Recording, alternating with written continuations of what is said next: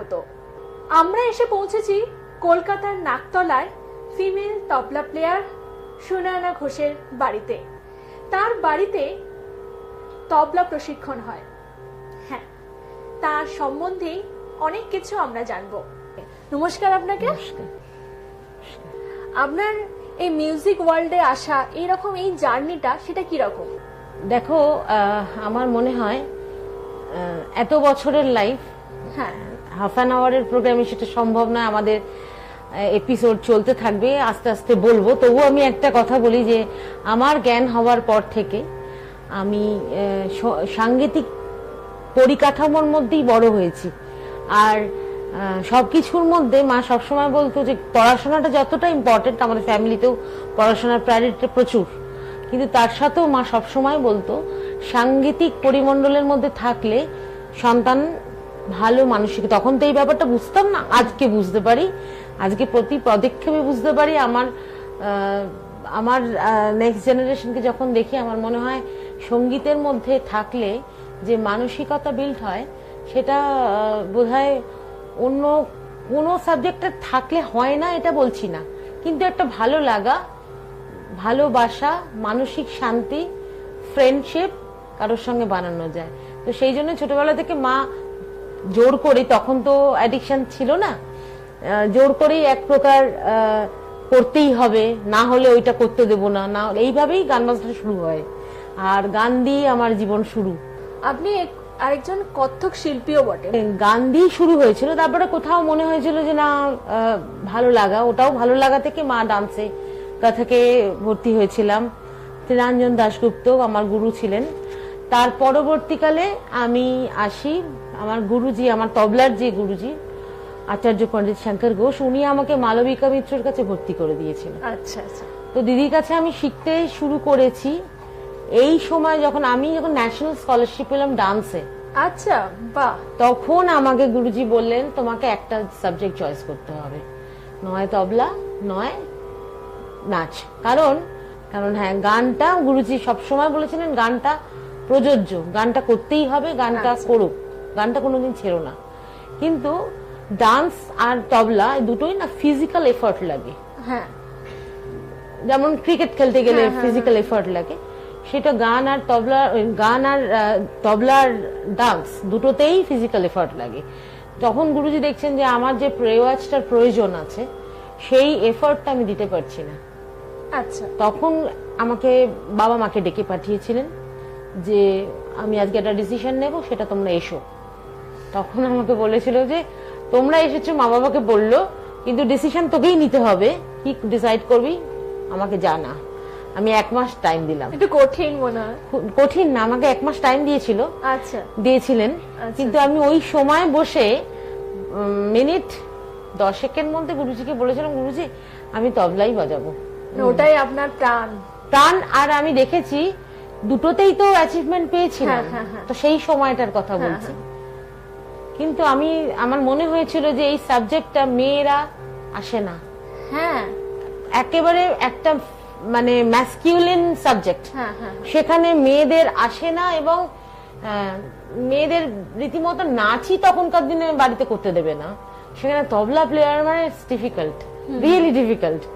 কিন্তু সেই যুদ্ধটা আমরা অনেক পণ্ডিতকে জানি যারা তবলার জগতে এসেছেন, তারা যাদেরকে দেখে আমরা বড় হয়েছি, হ্যাঁ, যাদেরকে দেখে আমরা ইন্সপায়ার হয়েছি। তো সেই জায়গায় এসে আপনি একজন মহিলা তবলা বাদিকা।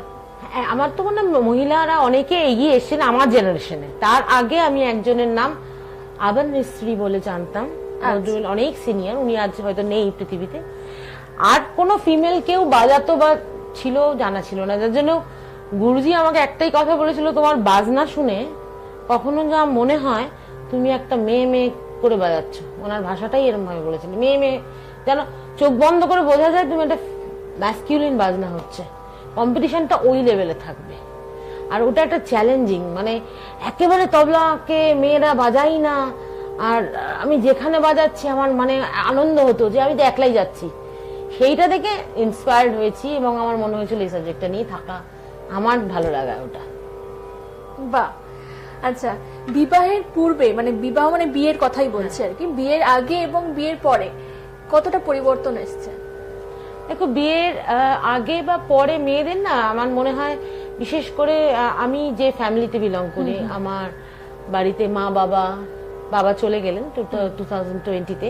আচ্ছা। যাই হোক, তারপরে আমি দেখেছি যে এখনকার দিনে যে নিউক্লিয়ার ফ্যামিলি, মেয়ে আর ছেলে বলে নয়, এটা একটা দায়িত্ব বাবা মার, আর at the same time career, এই দুটোকে ব্যালেন্স করা, এটা আমার মনে হয় মেয়েদের ক্ষেত্রে যেহেতু ঘরের কাজগুলো থাকে, সে একটু ছেলেদের থেকে একটু ডিফিকাল্ট হয়ে যায়।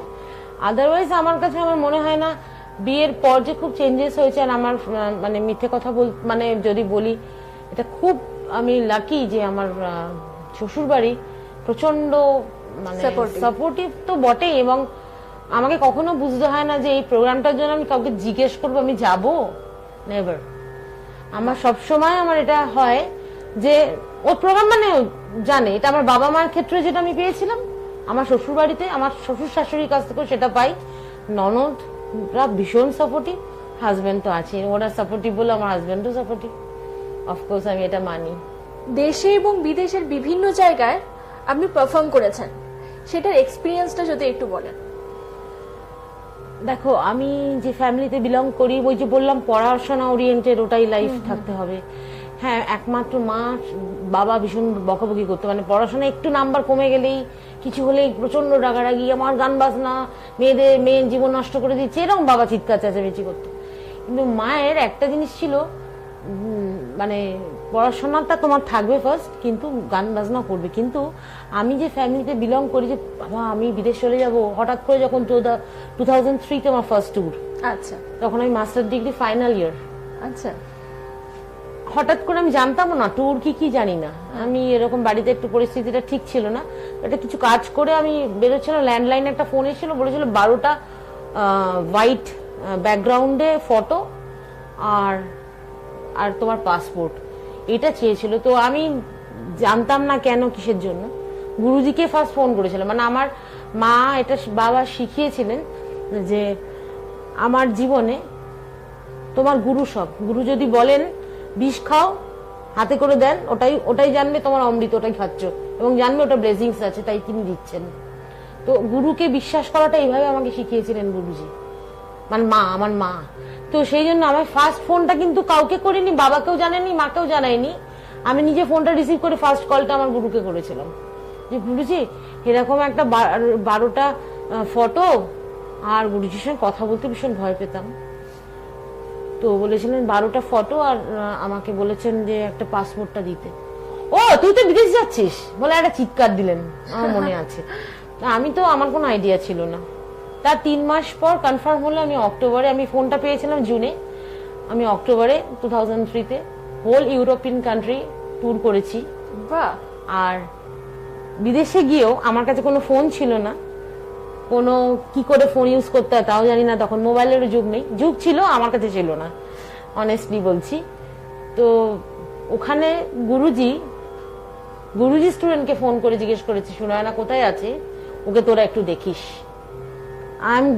ইটস মাই গ্রেট প্লেজার যে আমি আমার জীবনে ওখানে গুরু পেয়েছি। মানে আমার বাবা মা একটা পার্ট, আমার গুরু আমার জীবনে একটা পার্ট। আচ্ছা, এই যে বললেন গুরুর কথা, এখন আপনি নিজে গুরু, শিষ্যের কাছ থেকে সেরকম কি পান? দেখো আমি একটা কথা বলি, আমি নিজে গুরু বলে কিন্তু আমার জীবনটা আমার শুরু হয়নি। আচ্ছা, আমার শুরু হয়েছিল, আমি যখন গুরুজির কাছে যাই ক্লাস করতে, গুরুজি তখন মানে বলতো, তুই তো, আমি তখন হিন্দুস্তান মোটরস থেকে আমি শিখতে যেতাম, তখন আমি এখানে আসিনি। আচ্ছা, তো বলতো তুই একটা কাজ কর না, এখন তো আমার ক্লাস হয়ে গেছে, তুই নাগমা বাজাতে পারিস, আমাকে ফার্স্ট প্রশ্ন করেছিলেন। আমি বলেছিলাম হ্যাঁ গুরুজি পারি। ওই যে বললাম গান বাজনা করি ছোটবেলা থেকে, ওই ইনভলভমেন্টটা বাড়িতে পেয়েছিলাম, হ্যাঁ পারি।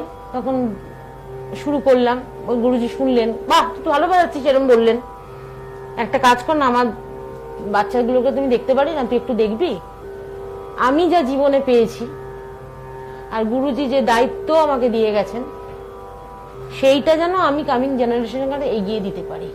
কারণ গুরুজি চলে যাওয়ার 1 মাস আগে গুরুজির যে কপিটা গুরুজি আমাকে দিয়েছিলেন, গুরুজি তুই সঠিক পরিচর্যা করবি জেনে আমি তোকে দিলাম, সেই জন্য সেই কপিটা আমার কাছে রয়েছে, এবং সেই জন্যই আমার এটা দায়িত্ব।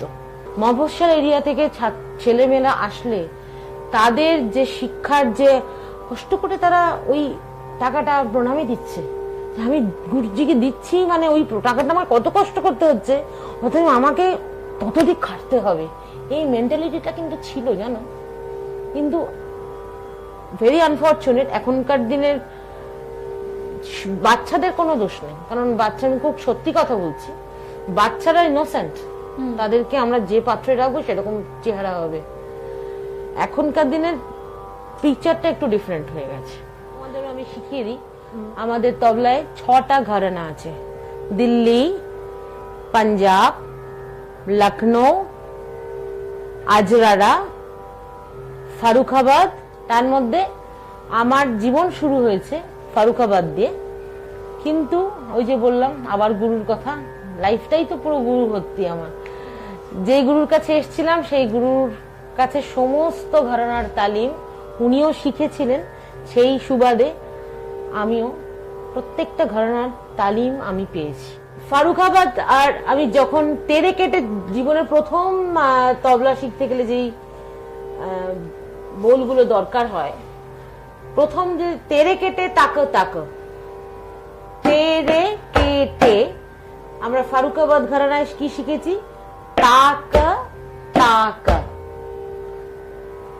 লখনৌতে এটা বাজছে তেরে কেটে তাক তাক, পুরোটা কিনারে।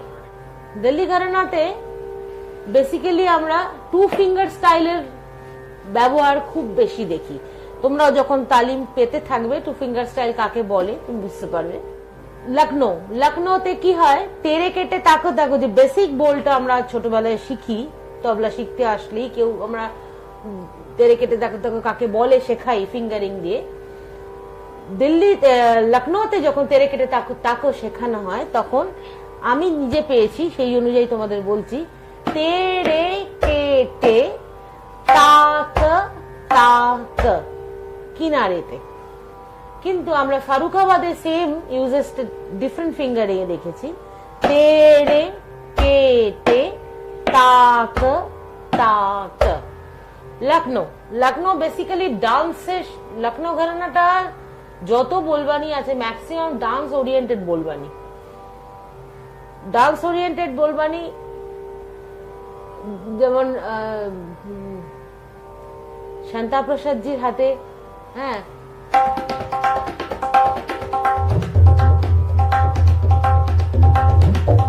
ধরনের বোলগুলো লখনৌতে খুব ইউজ হয়, আমি শুনেছি ছোটবেলা থেকে। অত এ করে বলছি না, ডিটেলে যাচ্ছি না। আর বেনারসের একটা বোল, ও রিসেন্ট তালিম পাচ্ছে। সোহম, তুমি একটু বাজাও। नाती कितने नाना कहना घेना दाती दादा दिन नादी के दिन नाना घेना घेना दाती दादा तुमने नाती कितने नाना घेना घेना दाती नादी के दिन नाना घेना घेना दाती दादा। अरे बजाओ।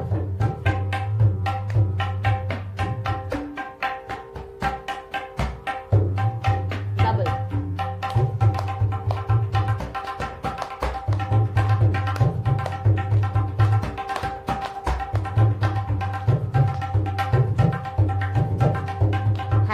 আরো একটু বায়াটা মডুলেশন করো।